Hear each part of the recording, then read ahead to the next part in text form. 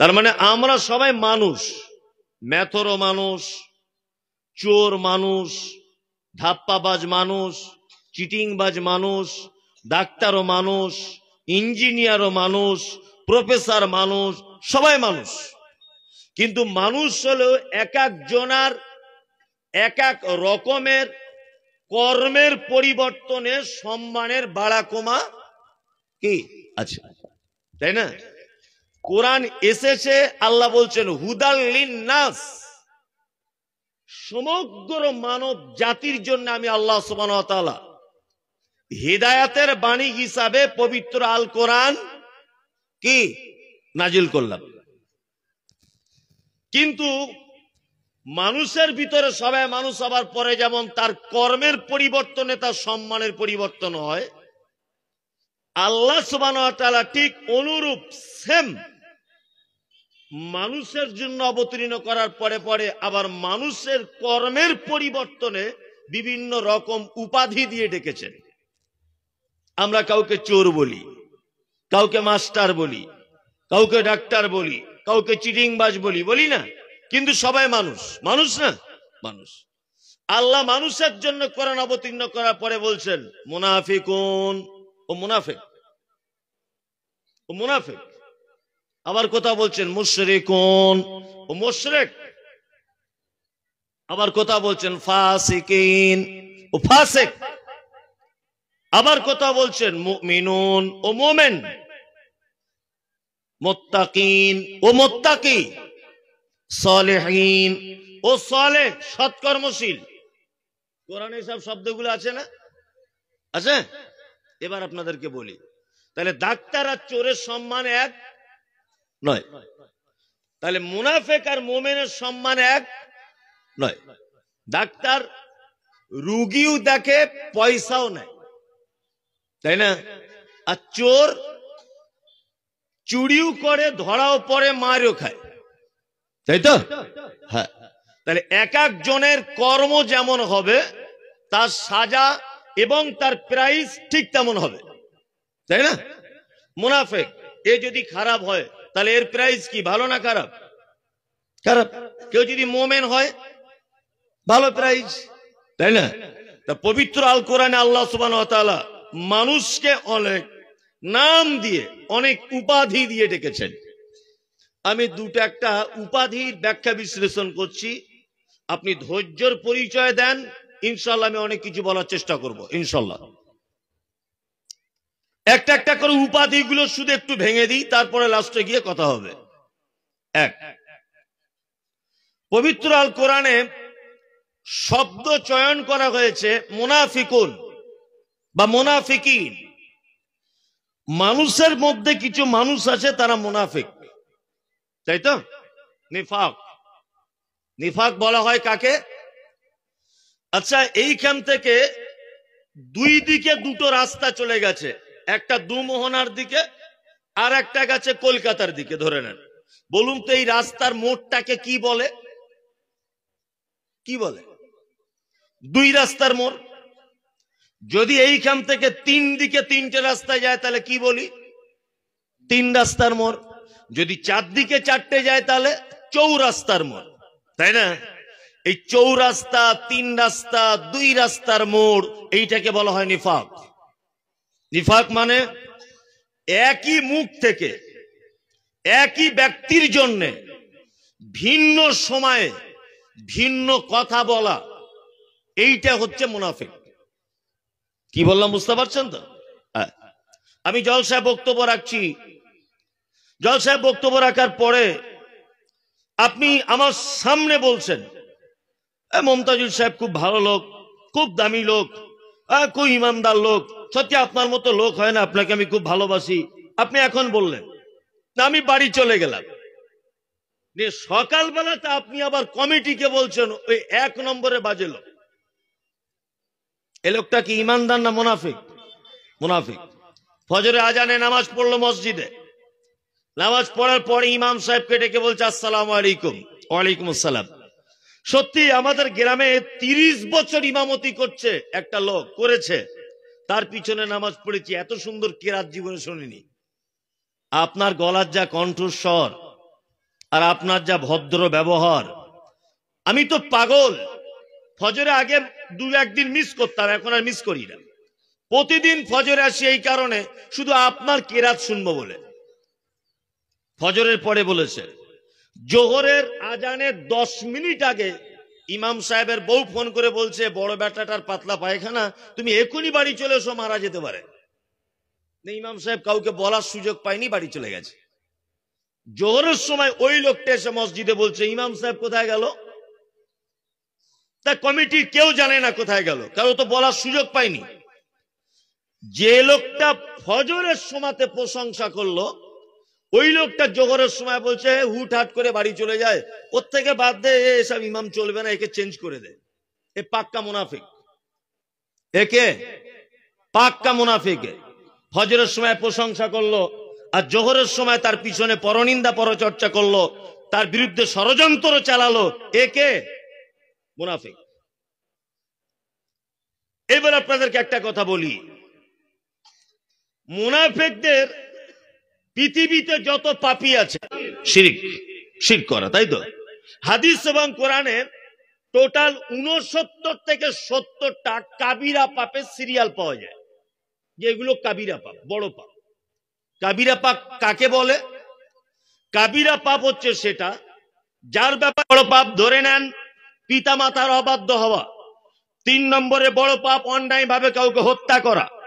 4 নম্বরে বড় পাপ এতিমের সম্পদ আত্মসাৎ করা।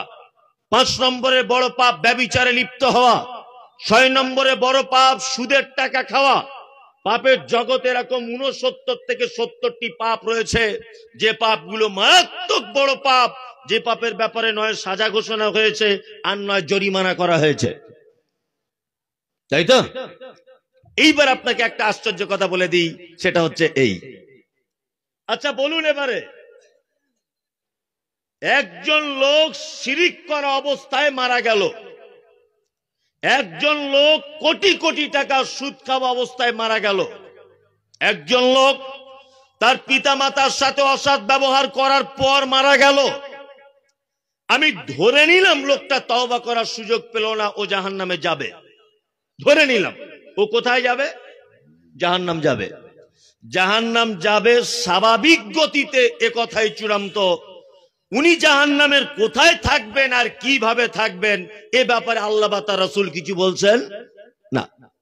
কিন্তু মুনাফিকরা এত খাতারনাক, এত খাতারনাক, আল্লাহ তাআলা বলছেন ইন্নাল মুনাফিকিনা ফিদ দারকিল আসফালি মিনান নার। মুনাফিকরা পৃথিবীতে এত নিকৃষ্ট অপরাধী যে এদেরকে জাহান্নামের সব থেকে নিম্ন স্তরে, সব থেকে নিচে তাদেরকে অবস্থান দেওয়া হবে। তার মানে মুনাফিকি এর স্বভাবটা ভালো না খারাপ? খারাপ। কতটা খারাপ আপনাকে আমি একটা একটা একটা একটা বলছি, খুব মনোযোগ দিয়ে শোনার চেষ্টা করবেন। এক, আচ্ছা এবার আপনাদেরকে আর একটা কথা বলি, সেটা হচ্ছে এই যে মুনাফিকদের ব্যাপারে আল্লাহ সুবহানাহু ওয়া তাআলা পবিত্র আল কোরআনে মারাত্মক মারাত্মক ঘোষণা দিয়েছেন, যেগুলো আপনাকে বললে আপনি বিস্ময়ে অভিভূত হবেন। তার আগে আমি আপনাদেরকে বলবো যে বাহ্যিক দৃষ্টিতে আপনি একটা মুনাফিক লোককে চিনবেন কি করে? এক, ইজা হাদ্দাসা কাযাবা। মুনাফিক ওই লোক যে লোকের বাহ্যিক দৃষ্টিতে বুঝতে পারবেন কথা বললেই বছর মাদ্রাসার প্রধান শিক্ষক আর কমিটি তার বাড়িতে গিয়ে গিয়ে মনে হয় 4 জোড়া জুতোর ফিতে ছিঁড়ে গেছে, টাকা আদায় করতে পারে না। এরকম লোক আছে? কত লোক সবার সামনে বলে দিলে আমার পক্ষ থেকে অনেক মানুষ এরকম কাজে লিপ্ত নয়, প্রচুর। আপনার এলাকায় খোঁজ নিয়ে দেখবেন এরকম কত যে মানুষ আছে, জনগণের টাকা তার কাছে গচ্ছিত রাখা হলো, জনগণের টাকা আমানত রক্ষা করলো না, ও মুনাফিক। এইবারে যদি বলেন মমতাজুল সাহেব একটা লোক মিথ্যা বলে না, একটা লোক আমানত রক্ষা করে, কিন্তু একটা লোক শুধুমাত্র ওয়াদা খেলাফ করে, তার এই লোকটা কি হবে? এই লোকটাকে ছোটবেলাতে আমার মা চাচিরা বলতো যে পাছাতে, পিঠে, কপালে, হাতে কোথাও যখন ফোঁড়া হতো, ফোঁড়া বুঝেন তো, ফোঁড়া হলে মায়েরা কি করে? মায়েরা জোর করে বাচ্চাদের ঠ্যাং হাত পা বেঁধে ফোঁড়াটাকে ফাটিয়ে দেয়, আর ফাটিয়ে দিয়ে খুব জোরে টেপে আর বলে, ভিতরে ফোঁড়ার ভিতরে দেখবেন একটা এরকম ছোট দানা মতো থাকে, থাকে না? মা চাচিরা বলে এই দানা যতক্ষণ না পর্যন্ত বার না হবে ততক্ষণ ভয় আছে ওই ফোঁড়া আবার তোর পাছাতে গিয়ে হতে পারে, বলতো না? তার মানে বীজ বার করে তবে ছাড়তে হবে, তাই তো? তা মুনাফিকদের দুইটা গুণ যদি তার ভিতরে না থাকে, একটা গুণ যদি থাকে, ভেবে নিতে হবে ওই মুনাফিকের বীজ আছে। ওর বীজ যতক্ষণ না পর্যন্ত তুলে ফেলবেন ততক্ষণ পর্যন্ত মুহাম্মদ সাল্লাল্লাহু আলাইহি ওয়াসাল্লাম বলেছেন মুনাফিকের একটি খাসলাত, একটি গুণ, একটি বৈশিষ্ট্য তার ভিতরে থেকে গেছে। তার মানে এখনো দ্বিতীয় পারে ও মুনাফিক হওয়া সম্ভব না, আছে। তার মানে ওইটাকে পর্যন্ত তুলে ফেলে দিতে হবে। এইবার আর একটা কথা বলি, সেটা হচ্ছে এই সব কথা আপনাকে কে কি বলে জানি না, আমি আপনাকে একটা একটা করে ব্যাখ্যা বিশ্লেষণ করছি, খুব মনোযোগ দিয়ে শুনুন। আমি তো অত গজল বলতেও পারবো না, অত সুস্বারও নেই, মানুষ জমিয়ে রাখারও আমার ক্ষমতা নেই। আমি যা পারবো একটা একটা করে বলবো। আপনারা সোশ্যাল মিডিয়া দেখেছেন যেভাবে আমি বলি, আমার বলার ধরনও পাল্টাবে না আর কিছুই পাল্টাবে না, এইভাবেই বলবো। চলুন, একটা লোক মারা গেল, লোকটা কোটি কোটি টাকা সুদ পান করেছে, সুদ খেয়েছে। আচ্ছা বলুন তো, এই লোকটা জানাজা পড়া যাবে কি যাবে না? যাবে? যাবে? যাবে না, তাই তো? জি, এটা আপনারা বললেন। আচ্ছা, তার জন্য দোয়া করা যাবে? যাবে? যাবে। আপনার ভাই মারা গেছে একটা অপরাধ করে, আপনি তার জন্য দোয়া করবেন না যে আল্লাহ তুমি আমার ভাইকে ক্ষমা করে দাও? এটা বলবেন কি বলবেন না? বলবেন। পৃথিবীতে যত পাপী আছে সে যদি মারা যায় তার জন্য দোয়া করা যাবে, কোনো সমস্যা নেই। কবুল করবে না করবে ওটা আল্লাহ সুবহানাহু ওয়া তাআলার ব্যাপার, কিন্তু আপনি দোয়া করতে থাকবেন। কিন্তু পৃথিবীর একটা জঘন্যতম পাপ আছে, যে পাপ করলে তার জন্য ক্ষমা প্রার্থনা করা যায় কি না। আল্লাহ সুবহানাহু ওয়া তাআলা মুহাম্মদ সাল্লাল্লাহু আলাইহি ওয়াসাল্লামকে বলছেন, ইস্তাগফির লাকুম, আপনি ক্ষমা প্রার্থনা করেন, আওলা তাস্তাগফির লাকুম, আর ক্ষমা প্রার্থনা নাই বা করেন, ইনতাস্তাগফির লাকুম ৭০ মাররাতান, আপনি যদি মুনাফিকদের জন্য একবার দুইবার নয় ৭০ বার যদি আপনি ক্ষমা প্রার্থনা করেন, ফালান ইয়াগফিরাল্লাহু লাকুম, তারপরেও আমি আল্লাহ মুনাফিকদের ক্ষমা করব না। পৃথিবীর এত ভয়ঙ্কর পাপী, তার নাম মুনাফিক।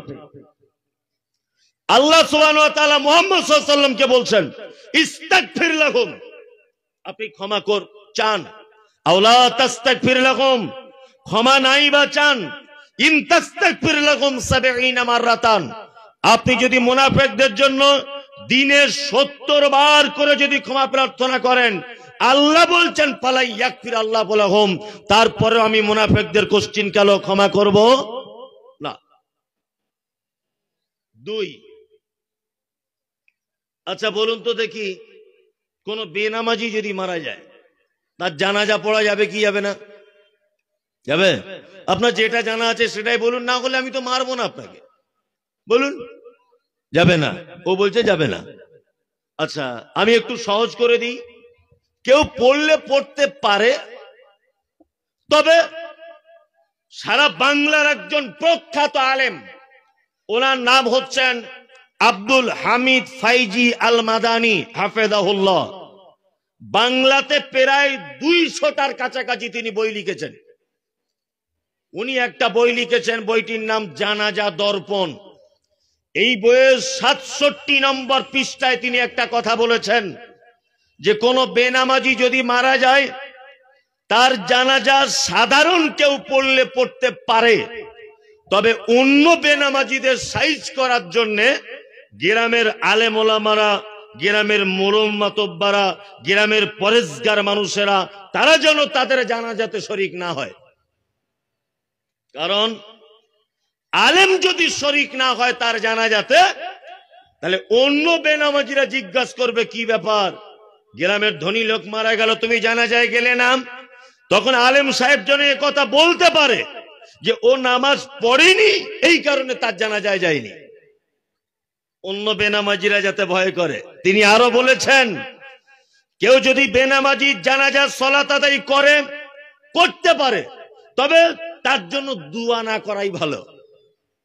উনি একথা বলছেন, তার জন্য দোয়া না করাই ভালো। তার মানে আমি আপনাকে একটু সুযোগ করে দিলাম যে আপনি পড়লে পড়তে পারেন, অসুবিধা নেই। সুদখোর, তার জানাজা পড়তে পারেন। ব্যভিচার করেছে, আপনার কাছে সাক্ষী সবুত নেই, পাড়ায় লোটে আছে ওই লোকটা ব্যভিচার করেছে, আপনি তার জানাজা পড়তে পারেন, কোনো সমস্যা নেই। কিন্তু এবার বলুন তো দেখি, মুনাফিকদের যদি কেউ মারা যায়, জানাজা পড়া যাবে কি যাবে না?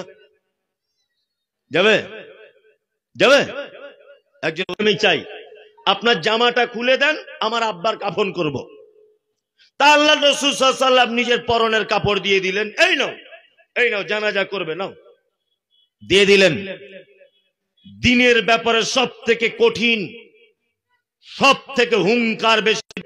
আবার ফেরত এসে বলছেন, আল্লাহর নবী, আমি চাইছি যে আমার আব্বার জানাজাটা আপনি পড়াবেন। আপনার বলে গেলাম, আপনি আমার আব্বার জানাজা পড়াবেন।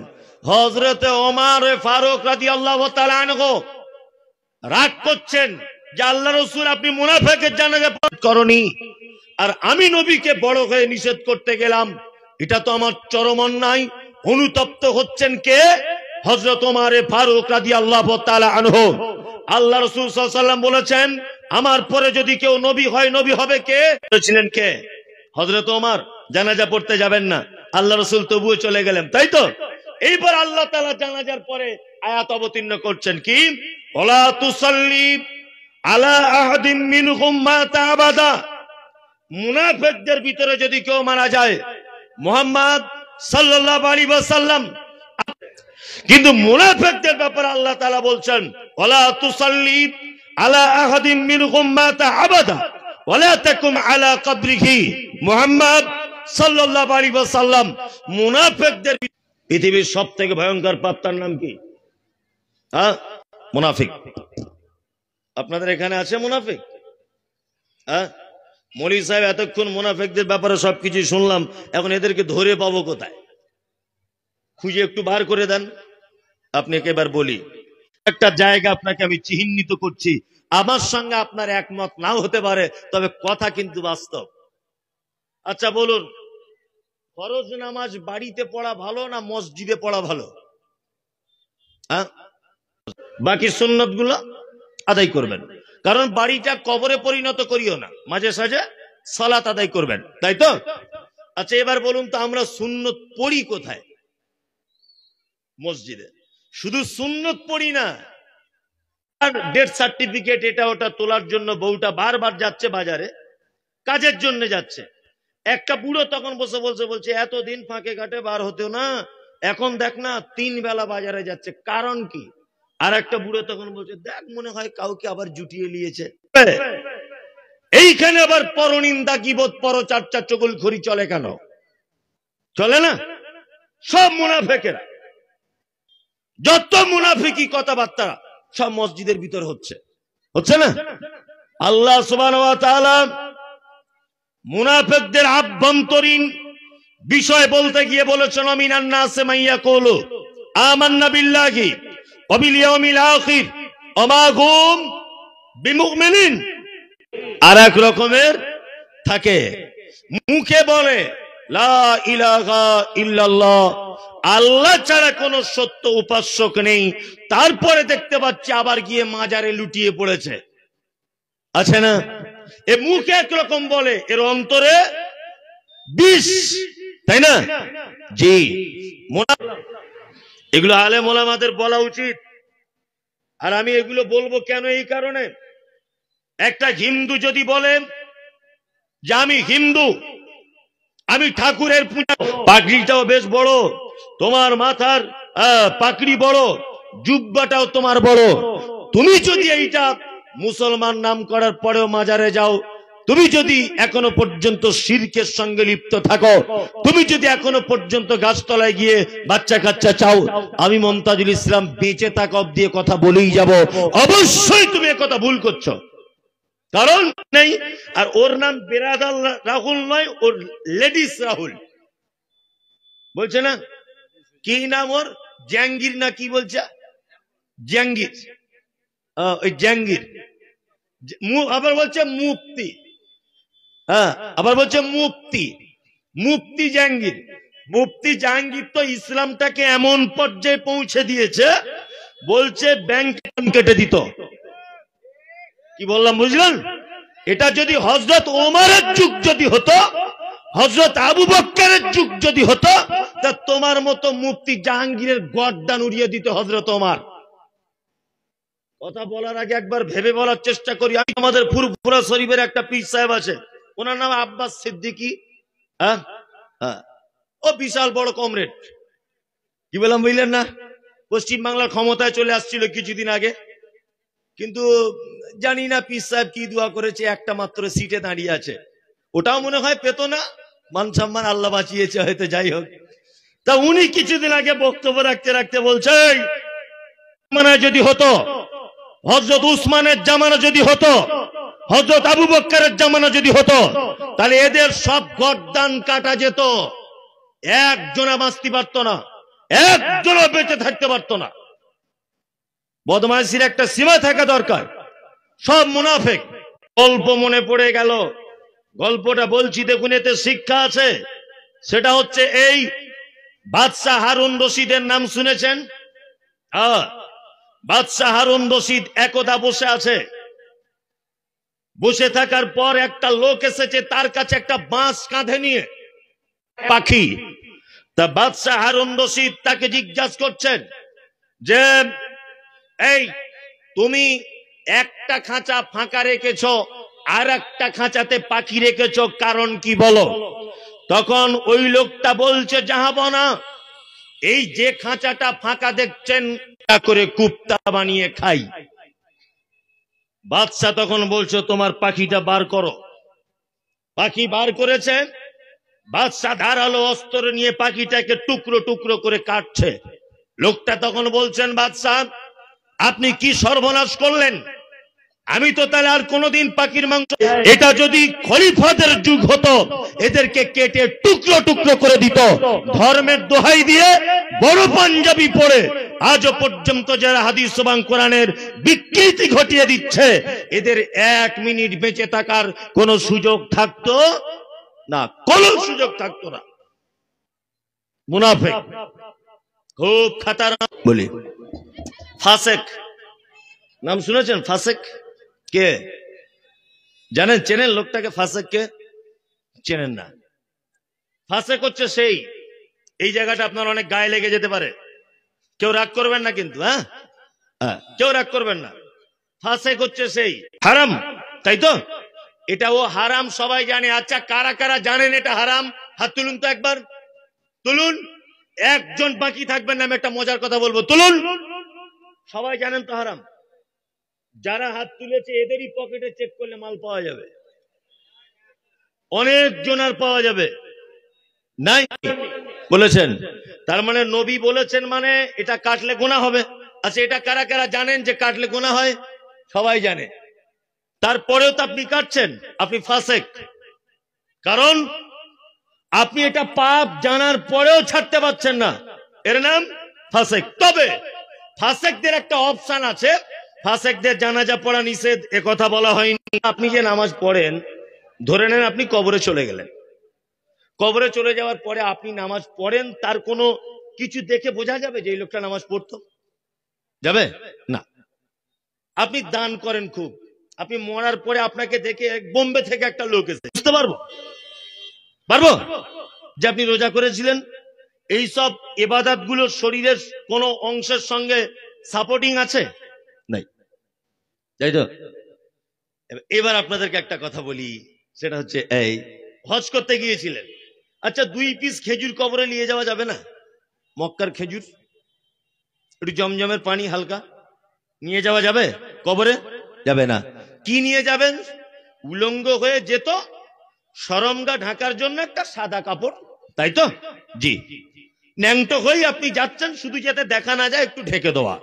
চেঁচে কবরে ঢোকায় না, এইটাকে আবার সুন্দর করে সাবান দিয়ে পরিষ্কার করে চিরুনি দিয়ে আঁচড়িয়ে তবে ঢোকায়। কোনটা? সুন্দর করে পরিষ্কার করে, তাই না? তার মানে যত রকমের আল্লাহর ইবাদত রয়েছে, একটি মাত্র ইবাদতের চিহ্ন কবর পর্যন্ত যায়, তার নাম দাড়ি। অন্তত ফেরেশতারা এইটা দেখেও তো একটু সাবসিডি দিবে।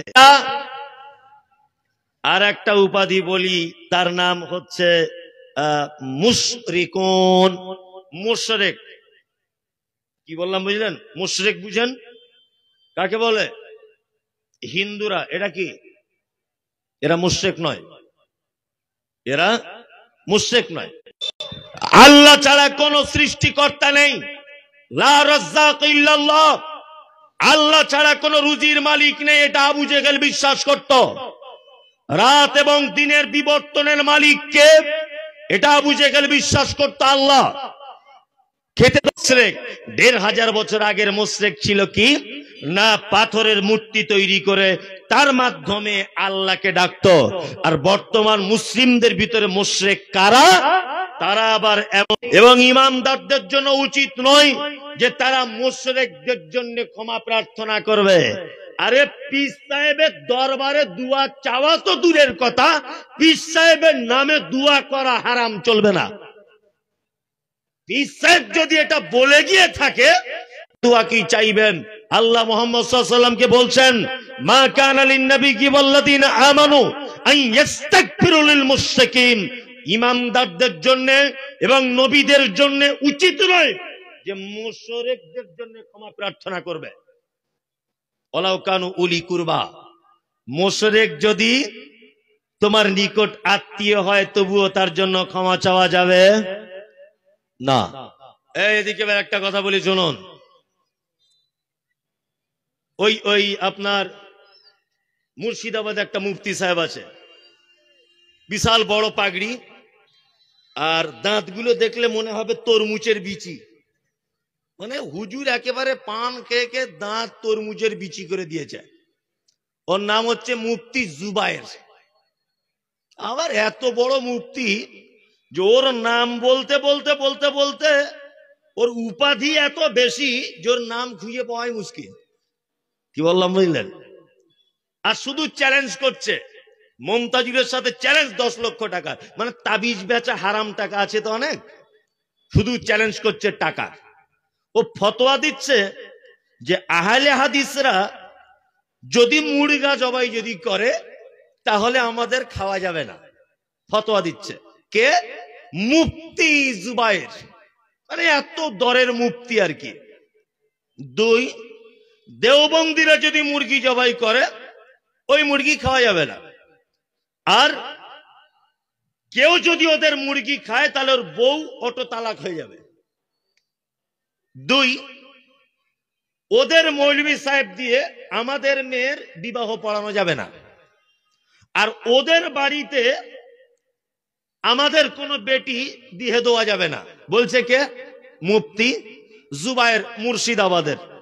কত বড় যে মুফতি আল্লাহ ভালো জানে। আমি ভাবছি একটা পাল্লা কিনবো ওনাকে ওজন করার জন্য, যে ওনার ইলমিয়াত কত আছে। এ ফতোয়া পায় কোথায়? কি বললাম বুঝলেন না? এবার আমি আপনাদেরকে মুফতি সাহেবকে একটা কথা বলছি, মুফতি জুবায়ের সাহেবকে আপনি শুনুন। আল্লাহ তাআলা বলছেন, মা কানা লিন নবী ওয়াল্লাযিনা আমানু আন ইস্তাগফিরু লিল মুশরিকিন। যারা মুশরিক, শিরিক করা অবস্থায় যারা মারা যায়, এদের জন্য মাগফিরাত কামনা করা নিষেধ। কি বললাম বুঝলেন? নিষেধ আল্লাহ কাকে করছেন? আল্লাহ নবী এবং ইমামদারদেরকে বলছেন, মা কানা লিন নবী ওয়াল্লাযিনা আমানু আন ইস্তাগফিরু লিল মুশরিকিন। নবী এবং ইমামদারদের উচিত নয় মুশরিকদের জন্য ক্ষমা প্রার্থনা করবে। ওয়ালাউ কানু উলি কুরবা। আর সেই মুশরিক যদি তোমার নিকট আত্মীয় হয়, তবুও তার জন্য ক্ষমা প্রার্থনা করা চলবে না। এইবার আপনাদেরকে একটা কথা বলি, আপনার বেটির বিয়ে দিবেন, তাই তো? ঘটক সাহেব এসেছে দেখতে আপনার বেটিকে, আপনার বেটি থেকে পছন্দ, তা আপনি বাপ হিসাবে জিজ্ঞাসা করছেন ছেলে কি করে, তা বলছে ছেলে হাই স্কুলের মাস্টার, বেতন কত, বলছে এখন ৭৫,০০০ চলছে। ঘটক সাহেব তখন বলছে শুনুন, ছেলে সব ভালো, কিন্তু ছেলে মাঝে সাঝে পাথর চাপড়ি যায়, ছেলে মাঝে সাঝে দরবারে যায়, ছেলেরা মাঝে সাঝে মাজারে সেজদা করে, চলবে তো? তখন মেয়ের বাপ বলছে অসুবিধা নেই, বেতন ভালো পায় তো, অসুবিধা নেই। আমি মমতাজুল ইসলাম বলছি, যারা মাজারে সেজদা করে, মাজারে যারা মানত করে, গাছতলায় যারা যায়, পীরতলায় যারা যায়, যারা পীরের কাছে নিজের মনের বাসনার কথা বলে, যা নিজের মনের আত্মনাদ পীর সাহেবের দরবারে যারা পেশ করে, এই সমস্ত ব্যক্তিদের সঙ্গে আত্মীয়তা পর্যন্ত করা যাবে না। যদি আপনি আত্মীয়তা পর্যন্ত করেন, ওয়ালাউ কানু উলি কুরবা, আর সেই আত্মীয় যদি আপনার নিকটের মেয়ে কন্যা হয়, আপনার বেটা হয়, ওই আত্মীয়র জন্য আপনি দোয়া পর্যন্ত কোনোদিন করতে পারবেন না। আরে যে বেটি আদর করে মানুষ করে মোশরেকদের বাড়িতে বিয়ে দিয়ে আপনি বাপ হয়ে যদি দোয়াটাই যদি করতে না পারেন, ওই কুটুম রেখে লাভ আছে? আছে? লাভ নাই। মাইকলা এইবারে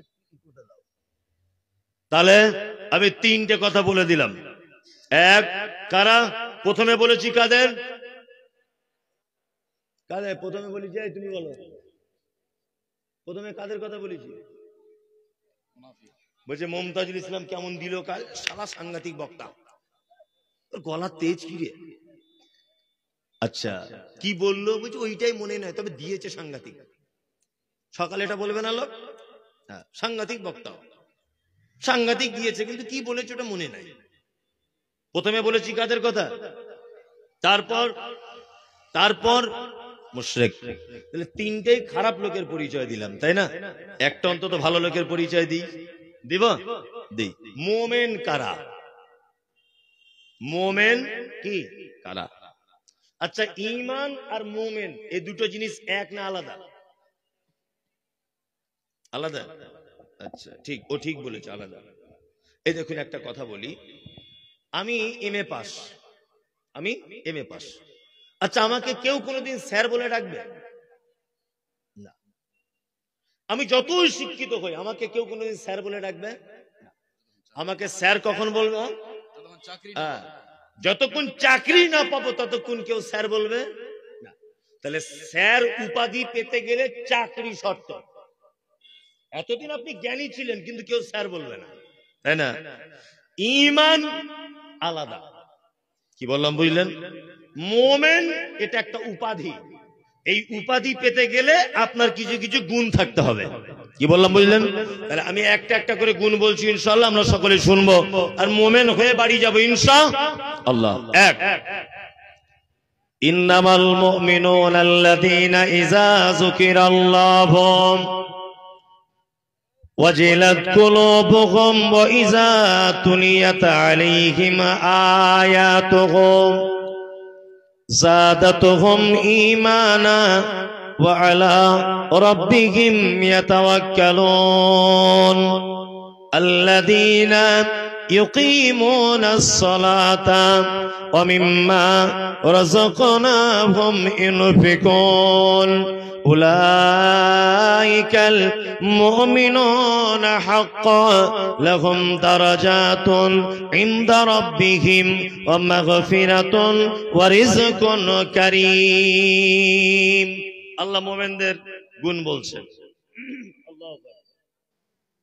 এক, আল্লাহ বলছেন ইন্নামাল মুমিনুনা আল্লাযীনা, আল্লাহ বলছেন মুমিন তারা, ইযা যুকিরাল্লাহু ওয়াজিলাত কুলুবুহুম, তারা যখন অন্যায় কাজ করবে, তারা যখন পাপ কাজ করবে, তারা যখন ভুল করবে, তাদের ভুল করার পরে যখন আমার কথা মনে হয়ে যাবে, একটা লোক যদি মুমিন হয় সে ভয়ে থরথর করে কাঁপবে। এক নম্বরের গুণ। তার মানে মুমিন যখন ভুল করবে কি করবে? ভয়ে থরথর করে কাঁপবে। এটা মুমিনের এক নম্বরের গুণ। পাপ কাজ করে ভয় হয় না। পাপ কাজ করে আবার লোককে বলে বলে বেড়ায়। সারা রাত ভিডিও কলে কথা বলেছে, সকালে বন্ধুকে ডেকে বলছে, আশরাফুল কাল রাতে যা হলো আর কি আর কহিব তোকে। আচ্ছা বলুন তো, এটা পাপ করেছে ও সারা রাত, না নেকি করেছে? পাপ করেছে। তারপরেও ও বলে বলে বলে বলে বেড়াচ্ছে, মানে পাপ করার পরে ও লজ্জা বলে কিছু থাকলো না। কিন্তু আল্লাহ বলছেন ওয়াজিলাত কুলুবুহুম, আল্লাহ বলছেন ইন্নামাল মুমিনুনা আল্লাযীনা ইযা যুকিরাল্লাহু ওয়াজিলাত কুলুবুহুম। মুমিন তো তারাই যারা পাপ করবে, অন্যায় করবে, যারা নিজেদের উপরে জুলুম করবে, যারা পাপ কাজে লিপ্ত হবে, আর আল্লাহর কথা যখন স্মরণ হয়ে যাবে ভয়ে থরথর করে কাঁপবে। এটা হচ্ছে মুমিনের 1 নম্বরের গুণ। আর 2 নম্বরের গুণ হলো ওয়াইজা তুলিয়াত আলাই, আল্লাহ তাআলা বলছেন আয়াতুহু যাদাতুহুম ঈমানা। 2 নম্বরে মুমিনের গুণ, ওই লোক হচ্ছে মুমিন যার সামনে আমার নিদর্শনাবলী পেশ করা হবে, আর আমার নিদর্শনাবলী পেশ করার পরে পরে যাদাতুহুম ঈমানা, তাদের ঈমান গুলো বেড়ে যাবে। ঈমান বেড়ে যাবে সাথে সাথে। আল্লাহর নিদর্শন বলে ঈমান বাড়ে না? বাড়ে, বাড়ে। কত যে নিদর্শন পৃথিবীতে রয়েছে, আল্লাহু আকবার, অবাক হয়ে যাবে। আমি কিছুদিন আগে সুন্দরবনে গিয়েছিলাম বেড়াতে। কিছুদিন আগে সুন্দরবনে বেড়াতে গিয়ে 3 দিন ছিলাম নৌকার উপরে, স্টিমারের উপরে, নদীর পানিতে ছিলাম। 3 দিন জমাত করে নামাজ সালাত আদায় করেছি নৌকাতে।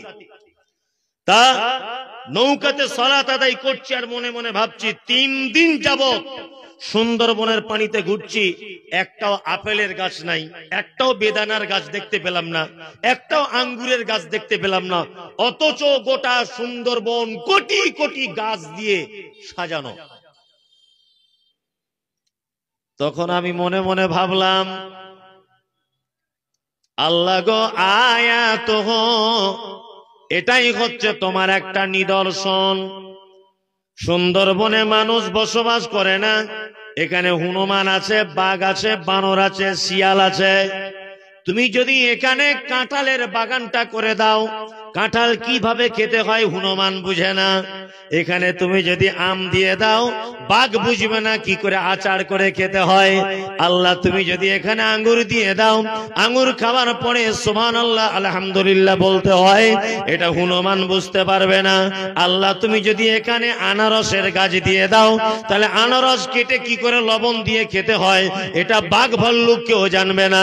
এই জন্য তুমি গাছপালাগুলো ওই আপনার উত্তর দিনাজপুরে দিয়েছ, দক্ষিণ দিনাজপুরে দিয়েছ, মালদাতে আমের গাছ দিয়েছ, বান্দারা আম খাবে আর বলবে আলহামদুলিল্লাহ।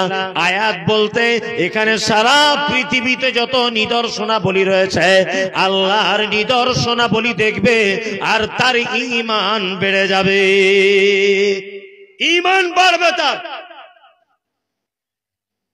কত যে নিদর্শন আল্লাহ, সুবহানাল্লাহ। আল্লাহর নিদর্শন বলে শেষ করা যাবে না। একটা চমৎকার নিদর্শনের কথা বলি। আপনারা চাষি মানুষ, সন্ধ্যাবেলাতে মাঠে যান, মাগরিবের আগে আগে যান, তাই না? যান, গিয়ে দেখবেন কিছু পাখি আছে, বক পাখি না কি বলে, বক পাখি, এই ধরনের কিছু পাখি আছে। তারা ডানা মেলতে মেলতে সারিবদ্ধ ভাবে যায়। দেখবেন 10 বার ডানাটা এরকম করে একবার এরকম স্থির করে দেয়। দেখেছেন? রাখুন, স্থির করে দেয়। আর ওই স্থির করা অবস্থায় দেখবেন হেলে দুলে চলে, চলে না? পাখাগুলো ঝাপটা মারতে মারতে বন্ধ করে দেয়, তারপরে আবার হেলে দুলে চলে, চলে না? চলে। আল্লাহ তাআলা বলছেন আওয়ালাম ইয়ারাউ ইলা তাইনি ফাওকাহুম সাফাতিন ওয়া ইয়াকবিজ মা ইমসিকুহুন্না ইল্লার রহমান ইন্নাহু বিকুল্লি শাইইন বাসীর। সারা পৃথিবীতে যত মানুষ রয়েছে তোমাদের ঈমান থাক আর যাক, তোমাদের ঈমান স্ট্রং হোক আর ঈমান পোকা লাগা হোক, যাই হোক না কেন, তোমরা যদি একার শূন্য আসমানের দিকে দেখো, লক্ষ কোটি পক্ষীকুলগুলো রয়েছে, ওই পাখিগুলো ডানা মেলতে মেলতে তাদের ডানাগুলো মাঝে মাঝে স্থির করে দেয়। সারা পৃথিবীর কেউ তাদেরকে ভাসমান অবস্থায় রাখতে পারে না, একমাত্র রাখি কে? ইল্লার রহমান, আমি আল্লাহ, আমার পক্ষে সেটা সম্ভব, পৃথিবীর কারো পক্ষে এটা সম্ভব নয়। আল্লাহ বলছে তোমরা মুমিন হবে। এই কোরআন তেলাওয়াত করেন, কোরআন পড়লে ঈমান বাড়ে? বাড়ে? আপনি তো পড়তেই জানেন না, তা বাড়বে কি আর কমবে কি? পড়তেই তো জানেন না। আমি একটা ঘটনা অনেক জায়গাতে বলি, এটা বাস্তব ঘটনা বলে বলছি। আপনাদের উত্তর দিনাজপুরের কোন একজন লোক আমাকে একটু ছাড়ুন, আমার অসুবিধা হচ্ছে। তা বলছে না মৌলী সাহেব, আমি তো পড়ালেখা জানি না, যদি হারিয়ে যায়। 1.5 বিঘা জমি ধান লাগানো আছে, কি হবে মৌলী সাহেব? এই সব ওর টেনশন। যাই হোক, পাড়া গ্রামের মানুষ যে কাজ করে, তা যেখানেই যাচ্ছি সেখানে ও আমার জামা ছাড়ে না, আমার জামা ধরে টেনে রাখছে। তা আমি বিরক্ত মাঝে সাঝে হচ্ছি। তা 20-30 সেকেন্ড বাচ্চা ছেলের মতো হাউ হাউ করে কাঁদেন, মোবাইলে দেখতে পাবেন। বাচ্চা ছেলের মতো হাউ হাউ হাউ করে কাঁদছে। Ethiopia, Tanzania, German, Japan, France, Kuwait, Bahrain, Dubai, Bharat, Pakistan, Bangladesh, সারা পৃথিবী থেকে হজ যাত্রীরা যারাই ওনার পিছনে নামাজ পড়েন, সবাই কাঁদে। ভাষা বুঝুক আর না বুঝুক, জানুক আর না জানুক। এশার আজান হয়েছে। ওয়াতাযাউ কুল্লু যাতি হামলিন হামলাহা ওয়াতারান নাসা সুকারা ওমা হুম বিসুকারা ওয়ালাকিন্না আযাবাল্লাহি শাদীদ। জাহান্নামের আয়াত চলে এলো। কিয়ামতের মাঠের আযাবের কথা আল্লাহ বলছেন। সেই দিন গর্ভবতী মায়েরা তার বাচ্চা পেট দিয়ে বেরিয়ে যাবে, মা বুঝতে পারবে না। সেদিন দুগ্ধ 2-4-20 সেকেন্ড ধরে তিনি কাঁদছেন। আমি মুমতাজুল ইসলাম একটু আধটু আরবি বুঝি, একেবারে যে জানি না তা নয়, একটু একটু বোঝার কারণে আমি বুঝতে পেরেছি আল্লাহ কিয়ামতের দিবসের কথা বলছেন। আমিও গুনাহগার, আমি একজন পাপী, আমার চোখ দিয়ে অঝরে পানি চলে এলো, আমিও ডুকরে ডুকরে কাঁদতে শুরু করে দিলাম।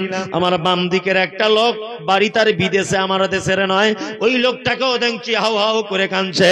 আমার ডান দিকে দাঁড়িয়ে আছে উত্তর দিনাজপুরের চাচাও দেখি হাউ হাউ করে কাঁদছে।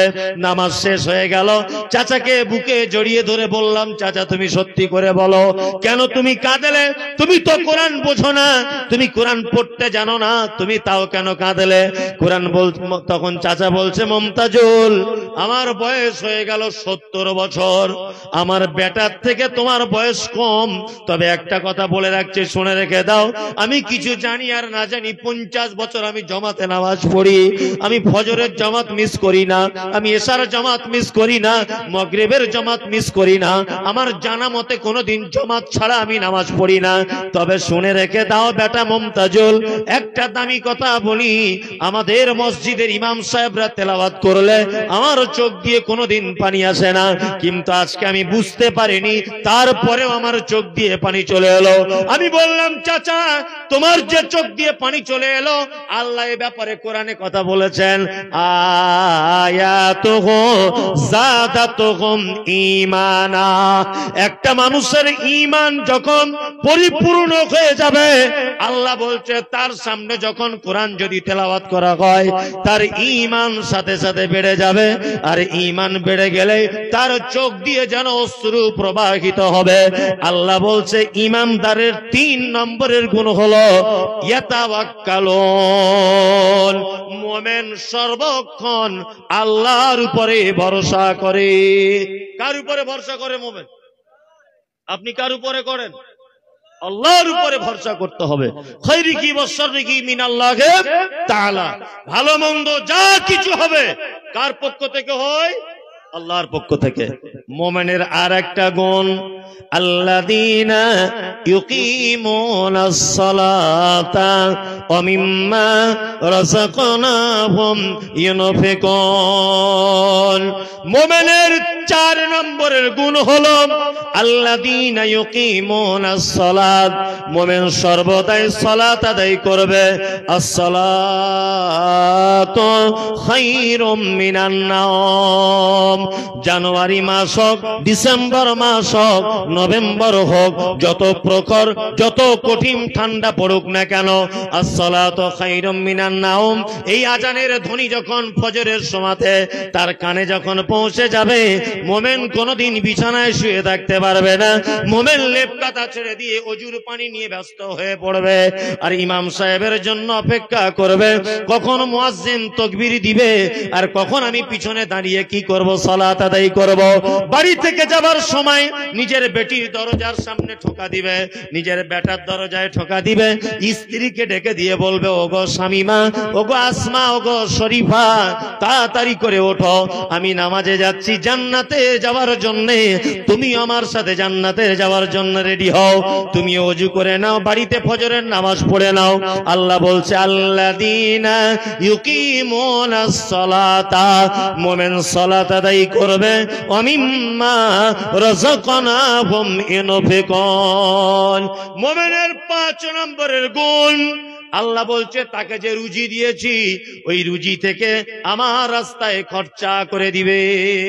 দান করবে কোথায়? আল্লাহর রাস্তায়। এবার একটা চমৎকার কথা বলি শুনুন। পৃথিবীতে অনেক দানি মানুষ তো দেখেছেন, দেখেছেন না? আমি একটা দানি মানুষের কথা বলি, বলবো? হযরত উসমানের নাম শুনেছেন? উসমান, আল্লাহু আকবার, রাদিয়াল্লাহু তাআলা আনহু।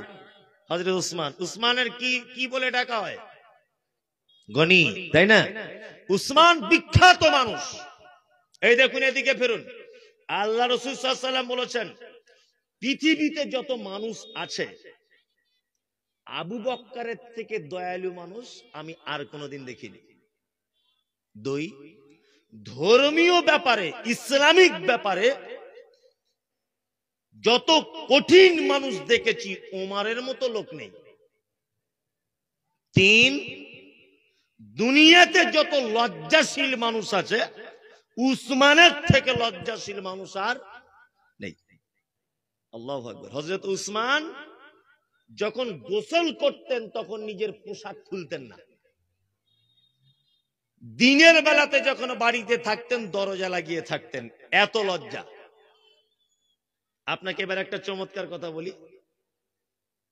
হযরত উসমানকে দেখে লজ্জা পেত কে? ফেরেশতারা। কারা? ফেরেশতারা। আম্মা জান আয়েশা সিদ্দিকা রাদিয়াল্লাহু তাআলা আনহা, মুসলিম শরীফের হাদিস। আম্মা জান আয়েশা সিদ্দিকা রাদিয়াল্লাহু তাআলা আনহা তিনি বলছেন, একদা আল্লাহ রাসূল বাড়িতে আছেন, নিজের পা বা নিজের উরুটা খুলে, স্ত্রী আছে, বললাম বুঝলেন? তো স্ত্রীর সামনে পায়ে যদি জামাটা বা পায়জামাটা একটু এরকম তোলা থাকে, অসুবিধা আছে? অসুবিধা নেই। আম্মা জান আয়েশা বলছেন, দরজায় কে? না আবু বকর আর উমর। আল্লাহ রাসূল ঢোকার অনুমতি দিলেন, ঢোকো। আবু বকর মানে কে?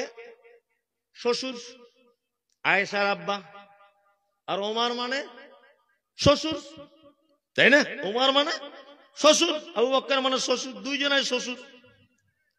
আবু বকর ওমর দুইজনা ঢুকেছেন ঘরের ভিতরে। আম্মাজান আয়েশা বলছেন, আমি আল্লাহ রাসূলকে দেখলাম যেভাবে আল্লাহ রাসূল কাপড়টা তুলেছিলেন ওইভাবেই তুলে আছেন, একটু এরকম করে নামালেন না। দরজায় কে? কে? না আমি হযরতে উসমান। আল্লাহ রাসূল বলছেন, বাড়িতে এসো উসমান। বাড়ির দরজা খুলে দেওয়া হলো, অনুমতি দেওয়া হলো ভিতরে আসার। আর হযরত উসমান যখন ভিতরে এলেন, আল্লাহর নবী তাড়াতাড়ি করে উঠে বললেন, জামা কাপড় ঠিক করছেন। সবাই চলে যাবার পরে আম্মা জান আয়েশা বলছেন, আল্লাহ রসুল আপনাকে একটা প্রশ্ন, আমার আব্বা আবু বক্কর এসেছে, আপনি কাপড় ঠিক করলেন না, উঠে দাঁড়ালেন না। আর একজন শ্বশুর আপনার নাম তার হযরতে ওমর, তিনি এসেছেন, আপনি যেমন ছিলেন তেমন করে আছেন। কিন্তু দয়ার নবী গো, আমার জানতে বড় ইচ্ছা করছে, আপনি উসমানকে দেখে কেন কাপড় ঠিক করলেন? বিশ্ব নবী বলছেন, আয়েশা, যাকে দেখে আসমানের ফেরেশতারা লজ্জা পায়, আমি নবী কি তাকে দেখে একটু লজ্জা পাবো না? এত বিখ্যাত মানুষ। এই দেখুন দানির কোয়ালিটি কাকে বলে। উসমান সম্পর্কে বললে 1-1.5 ঘন্টা 2 ঘন্টা বলা যাবে, এত দামি মানুষ হযরত উসমান। মদিনাতে মুসলিমরা মক্কা ত্যাগ করে মদিনায় হিজরত করেছে, ভালো করে বুঝবেন। ইউটিউবাররা যারা আছো এই কথাটা ভালো করে নোট করে নিও, এই কথা এর আগে তোমরা কেউ কোনোদিন ছাড়োনি। মুসলিমরা হিজরত করেছে মক্কা থেকে কোথায়? মদিনাতে। একটা মারাত্মক তথ্য দিচ্ছি আমি। মদিনাতে এসে মুসলিমরা একটু অসুবিধার ভিতরে আছে, খাদ্যেরও অভাব, পানিরও অভাব, পানির খুব অভাব। তা সব মানুষ আল্লাহ রসুলকে গিয়ে অভিযোগ করছেন, আল্লাহ রসুল একটু পানির ব্যবস্থা করুন। একজন ইহুদির একটি কূপ ছিল, পানির কূপ, বুঝেন, পানির কুয়া, একজন ইহুদির। হযরত উসমানের কাছে খবরটা দেওয়া হলো। উসমান তো ধনী মানুষ। হযরত উসমান ওই ইহুদির কাছে গেলেন, গিয়ে বলছেন, আপনার এই কূপটা আপনি বিক্রি করবেন? তখন লোকটা এত বেশি দাম চাইছে যে কেনার বাইরে, অন্যান্য মানুষ কিনতে পারছে না, এত বেশি দাম চাইছে। হযরত উসমান তখন বলছেন, তাহলে এক কাজ করুন, অর্ধেকটা বিক্রি করুন। অর্ধেক? বলছে না, অর্ধেক বিক্রি করা যাবে না, করলে পুরো করব। হযরত উসমান দানি মানুষ, ধনী মানুষ, তিনি বলছেন, কত নিবা? তখন বলছে 35,000 দিরহাম।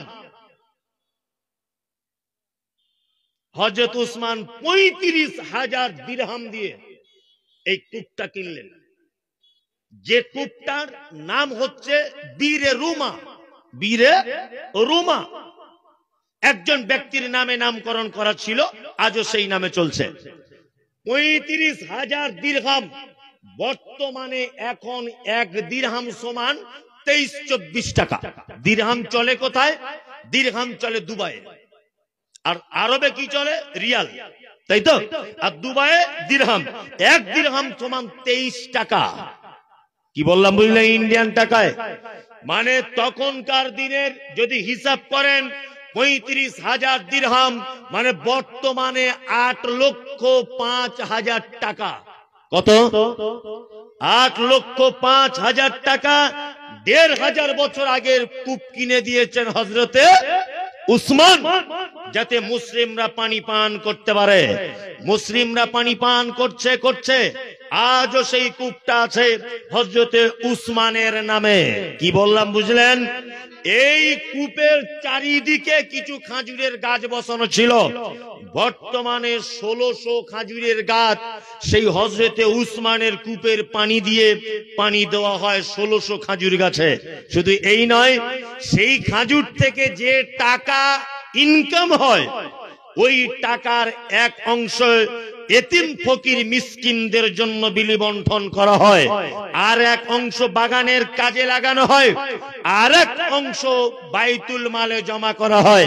আশ্চর্য হয়ে যাবেন বললে, 1400 বছর আগেকার হযরত উসমানের নামে আজও পর্যন্ত আরব দেশে এখন একটা ব্যাংক অ্যাকাউন্ট করা আছে হযরতে উসমানের নামে। আজও সে অ্যাকাউন্ট চলছে, আজও আছে। 2024 সালে মসজিদে নববী থেকে একটু দূরে 5 তলা বিল্ডিং করা আছে। বিল্ডিং এর নাম হচ্ছে সৈয়দনা উসমান। এটা হচ্ছে উসমানের বিল্ডিং। তার মানে ওনার বাগানের খাজুর থেকে যে টাকা লভ্যাংশ পাওয়া যায় ওই টাকা দিয়ে 5 তলা বিল্ডিং নির্মাণ করা হয়েছে। এর থেকে যা ইনকাম হয় সারা পৃথিবীর গরিব দুস্থ মানুষদের মাঝখানে বিলি বন্টন করা হয়। অনেক মাদ্রাসায় দেখবেন সৌদি আরব থেকে এতিমদের জন্য টাকা আসে না? এই টাকা কার? এই টাকার ভিতরে টাকা রয়েছে আজ থেকে 1500 বছর আগেকার হযরত উসমান গনি রাদিয়াল্লাহু তাআলা আনহুর সেই খাজুরের বাগানের টাকা। এত দানি তিনি ছিলেন, এত দানি ছিলেন, অতুলনীয় তিনি দানি। কি বললাম বুঝলেন? আল্লাহু আকবার। ওনার মতো দানি বর্তমানে আর দেখতে পাওয়া যায় না। আমরা দান করি, আমাদের ডাঙের ঢং আলাদা। শুধু এসে বলছে মৌলভী সাহেব আমার নামটা বলুন, নাম বলতে ভুলে গেছে, আবার ঘুরে এসে বলছে আমার নামটা বলুন। কেন নাম বলতে হবে কেন? এত তোমার নামের ঢং কিসের? নাম নাই বা বললো, হ্যাঁ তোমার নামটা নাই বা বললো, অসুবিধা কোথায়? আবার শুধু নাম বললে রাগ করছে, বলছে আমি হজ করে এসেছি মৌলভী সাহেব, বলুন আলহাজ অমুক সাহেব। বলছে কি বলছে না? কোথাও একটা কিছু দান করেছে, তা নিজের নাম বড় করে লিখে দিয়েছে। বলছে নাম না লিখলে হয়? বলছে না লিখে দেন, অসুবিধা, লিখলে অসুবিধা কোথায়? মানে দেখাতে চাইছে দেখো আমি দানি, এটা আমি দিয়েছি। এই দেখানোর উদ্দেশ্য যদি হয়, তোমার এই দানই তোমাকে জাহান্নামে নিয়ে যাবে টেনে। কি বললাম বুঝলেন? তোমার দানই জাহান্নামে নিয়ে যাবে। কই এখানে এসে একটা লোক বলতে পারছেন না যে এই টাকাটা দিলাম একটু সাইড করে রেখে দেন? শুধু এসে বলছে আমার নামটা বলুন, নামটা লিখুন। নাম করে দোয়া করছে না? এখনকার বক্তাও বিভিন্ন ডিজাইনের, এমন দোয়া করছে মনে হচ্ছে জান্নাতে ঢুকিয়ে দিয়ে তবে ফিরছে বক্তা, তাই না? 100 টাকা দিয়েছে দোয়া কম, 1000 দিয়েছে মিডিয়াম দোয়া, 10,000 দিয়েছে ভিতরে ঢুকিয়ে দিয়ে আসছে। এসে দোয়া চলছে না? মানুষ তো আর থাকবে না, রাত্রি 1টা বাজে, শীত পড়ে গেছে, তাই না? আল্লাযীনা ইউকিমুনাস সালাত, আল্লাহ বলছে মুমিনের 4 নম্বরের গুণ, তারা সালাত আদায় করবে। ওমিম্মা রাযাকনাহুম ইনফিকুন। আর মুমিন কি করবে? তার সম্পদ থেকে আল্লাহর রাস্তায় দান করবে, তাই তো? এটা একটি প্রতিষ্ঠানের জলসা। কি করব ছেড়ে একটু কালেকশনের কথা বলে, এটা একটি প্রতিষ্ঠানের জলসা। আপনার কাছে বিনীত অনুরোধ থাকলো, এটা হযরত উসমানের মতো আপনি একটা সাদকা জারিয়া করুন। আমি তো এই মুহূর্তে যা দেখতে পাচ্ছি, মাদ্রাসা ছাড়া দান করার আর দ্বিতীয় কোনো জায়গা খুঁজে পাওয়া যাচ্ছে না। প্রতিটা মানুষের আর্থিক অবস্থা ভালো, আপনি কাকে দান করবেন বলুন? আগে যে ভিখারিগুলো দেখতে পাওয়া যেত, এখন দেখতে পাওয়া যায়? মাদ্রাসা আছে বলে আপনার নসিব ভালো যে আপনার পাপটা এখানে দান করে মুছিয়ে নিতে পারছেন। কি বলছি বুঝতে পারছেন না? পাপ মোচন করার এটা একটা কি মাধ্যম। যারা বসে আছেন বিনীত অনুরোধ করে বলবো, আপনারা আল্লাহর রাস্তায় মাদ্রাসার জন্য কিছু দিয়ে তবে এখান থেকে যাবেন। আমি জানি আর মানুষকে বসিয়ে রাখা যাবে না, রাত্রির এখন অনেক, মানে 10টার দিকে যদি তোলা হতো 12টা পর্যন্ত তাহলে ঠিক ছিল, কিন্তু তুলেছে অনেক, এতে 11টা 11:30টায়, ওই জন্য আর হলো না, আর মানুষ আর থাকবে না। এখন বিরিয়ানি দিলেও আর মানুষ ডেকে আনা যাবে না, রাত হয়ে গেছে, মানুষের চোখে ঘুম। সাদ্দামের মা 1000 টাকা, আল্লাহুম্মা সাল্লি আলাইহি। এত গজল ভক্ত কেন আপনারা? হ্যাঁ সকলে যে যা পারবেন দিয়ে দেন ভাই। জি। তুমি আসমানে থাকো প্রভু, আমি জমিনে। তুমি আসমানে থাকো প্রভু, আমি জমিনে। তবু তোমারি প্রেম জমে হৃদয় গহীনে। আমি তোমারি গোলাম গো, অন্য কারণ। আমি তোমারি গোলাম গো, অন্য কারণ। আলিমুল গায়ব তুমি মালিক রব্বানা আল্লাহ আল্লাহ আল্লাহ আল্লাহ তোমারি রহমত ছাড়া বাঁচা বড় দায় কঠিন দিনে কঠিন ক্ষণে বাঁচিয়ে রাখো গো আমায় কত শত ভুল মাফ করে দাও কত শত ভুল মাফ করে দাও জানা কি অজানা আমি তোমারি গোলাম গো অন্য কারণা আলিমুল গায়ব তুমি মালিক রব্বানা আল্লাহ আল্লাহ আল্লাহ আল্লাহ মজলিস ভাঙা দোয়া বলে দেন সুবহানাকাল্লাহুম্মা ওয়া বিহামদিকা দোয়াটা বলুন